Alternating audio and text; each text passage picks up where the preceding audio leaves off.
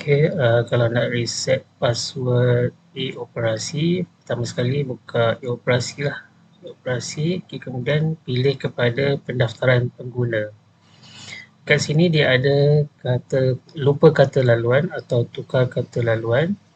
Jadi kita pilih pada lupa kata laluan. Jadi masukkan nombor kepala kita.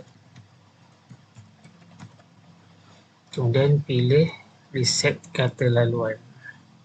Okey, di sini dia kata laluan akan dihantar ke email yang didaftarkan. Jadi semak email yang didaftarkan dinyatakan di sini bagi mendapatkan kata laluan.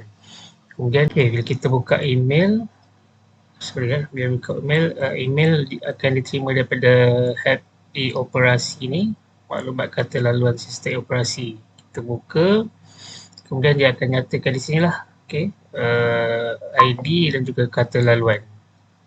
So kita boleh dapat daripada email yang kita terima. Terima kasih.